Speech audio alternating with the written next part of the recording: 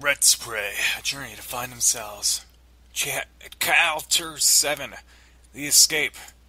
Slowbeef woke up in his cell in a depth part of the base that Chip Cheesem took them to after Poke Captain blew Aronicus up and hurt them last chapter, and Chip Cheesem came and took them to the base after. Yeah, you get the idea. So he was in his cell, and looking around for a bit, he noticed something.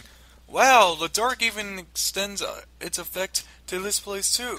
He noted scientifically, but was sad when he remembered Diabeetus wasn't awake to be impressed by him. The cell they were in was small and dark. There was only one bed, so now they had to get out of here soon, or else it was going to get really homosex up in that bitch soon. Diabeetus was still unconscious from the things before, so Slowbeef went to sheet him with Tiro Finale. It was out of bullets because Slowbeef forgot to buy more than when he went to go to buy his tie before. Speaking of that tie, Slowbeef looked down and it was gone. God damn it! Diabeetus instantly woke up. He was confused for a bit, but started laughing at his friend's pain like he'd done so many times in the past before.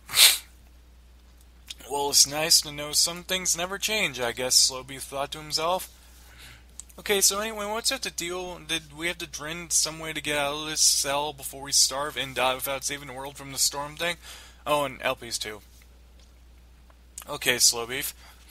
But how exactly do you plan to do that? Diabeetus snarkled. Slowbeef punched him in the nose and sent him flying backwards through the wall behind him.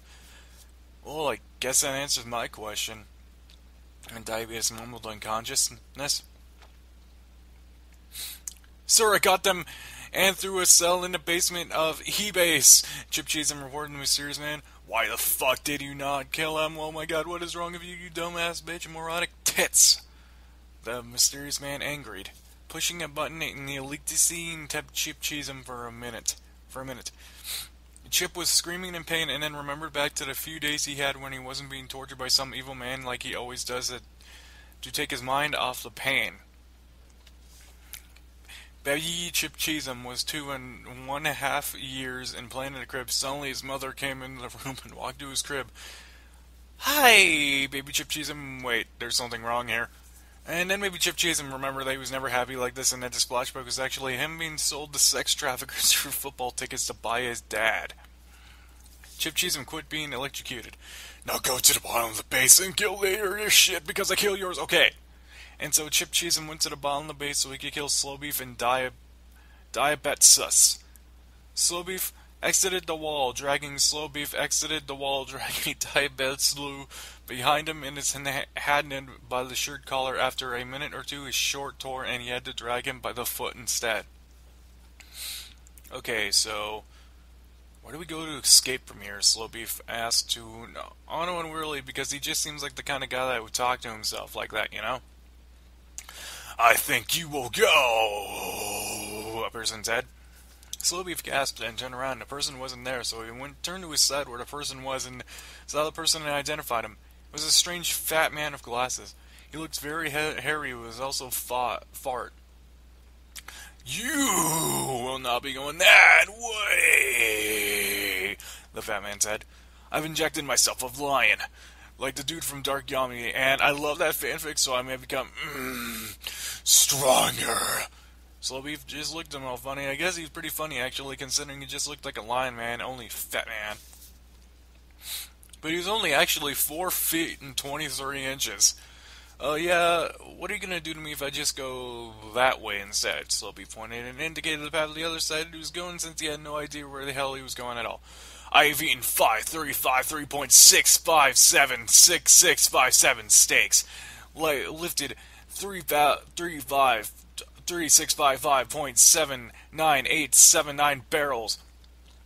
Punched 235.5436543 cows. Sexed 567-635-436 534-65.7 minnow sang 3545-7634-57-435-647-435-6468 Kelly Clarkson songs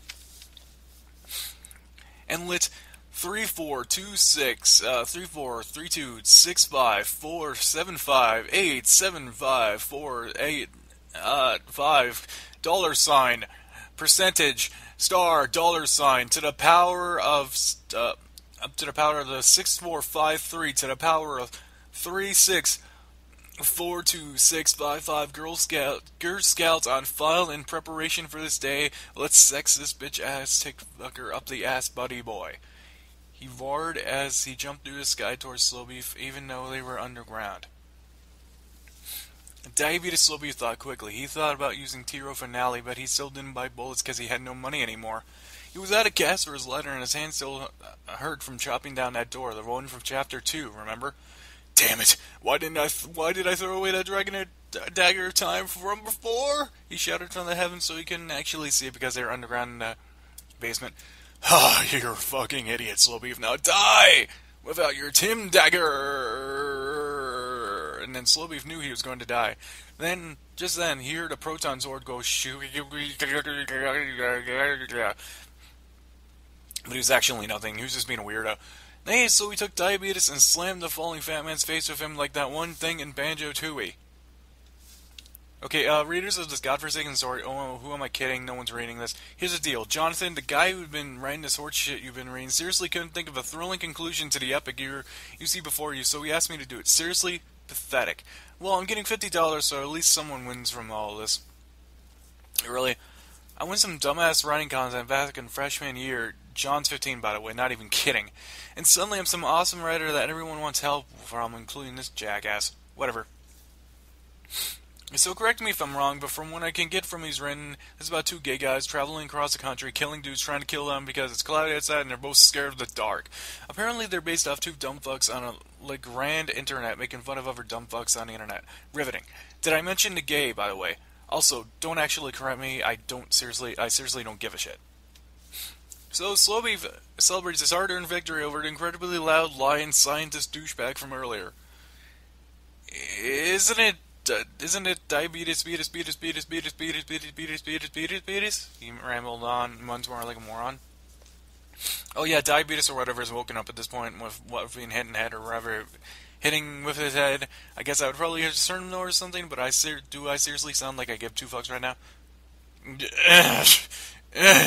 Diabeetus stupid. So they fucked for a while, not right there in the base of cameras, so the villain's in the room. No less. Is there anyone who isn't a flaming penis seeker in this place? I think not.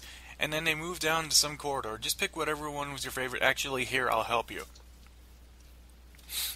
There were 3 hallways in this room, all leading in different directions from where Slowbeef came in from.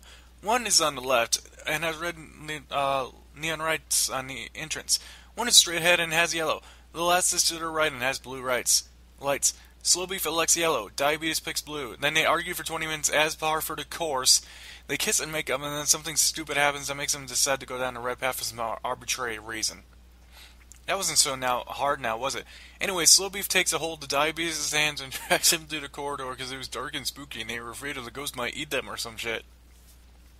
They eventually got to a gigantic steel door. They went to open it, but they noticed it was locked. They spent 20 years or something running around in a circle, searching for a key, and finally got handed to them by God, who got fed up with John's bullshit.